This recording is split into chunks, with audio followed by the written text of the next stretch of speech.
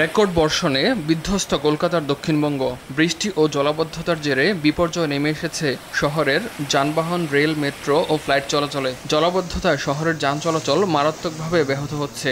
উপকণ্ঠের rail ও metro সেবাতেও দেখা দিয়েছে জটিলতা। শহরের নিম্নাঞ্চলে বহু বসতবাড়িতে পানি ঢুকে গেছে।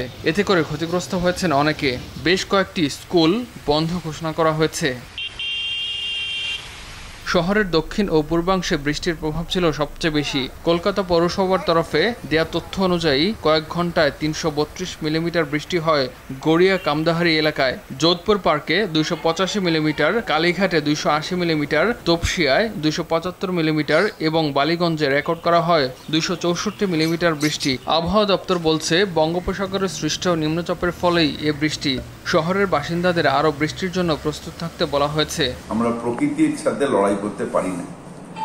এই অবস্থায় সাধারণভাবে যদি বৃষ্টি হয়, কলকাতায় জল জমার কথা না, যেভাবে পলি পরিষ্কার হয়েছে, কিন্তু একটা অ্যাবনর্মাল বৃষ্টি হয়েছে। আর মানুষ, আমাদের যে কনজারভেন্সি ওয়ার্কারদের বলবো যে গালিপিটগুলোকে পরিষ্কার করে দিলে যে প্লাস্টিকগুলো গিয়ে জমছে, বা পুজো কমিটির সামনে যে প্লাস্টিকগুলো গিয়ে জমছে, সেইগুলোকে পরিষ্কার করে দিলেও আস্তে আস্তে জলটা কিছুটা হলেও কমে যাবে। অনেকগুলো জায়গায় কমে গেছে অলরেডি।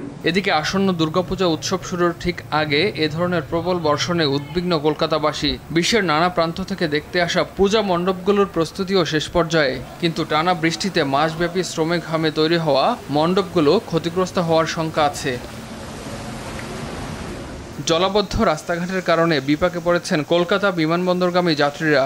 ইতোমধ্যে ভ্রমণ সতর্কতা জারি করেছে এয়ার ইন্ডিয়া ও ইন্ডিগো। এয়ার ইন্ডিয়া জানায়, অবিরাম ভারী বৃষ্টিপাতে কলকাতা থেকে আসা যাওয়ার ফ্লাইট বিলম্বিত হতে পারে। তাই বিমানবন্দরে আসার আগে যাত্রীদের ফ্লাইট স্ট্যাটাস চেক করার এবং যানজট ও জলাবদ্ধতার কারণে বাড়তি সময় নিয়ে বের হওয়ার পরামর্শ দেওয়া হয়। রাতভর এই বর্ষণের জেরে শুধু কলকাতায় নয়, দুর্গাপূজা উপলক্ষে অন্যান্য শহর ও দেশ থেকে পরিবারের সঙ্গে যোগ দিতে আসা যাত্রীদেরও ভোগান্তি চরমে পৌঁছেছে।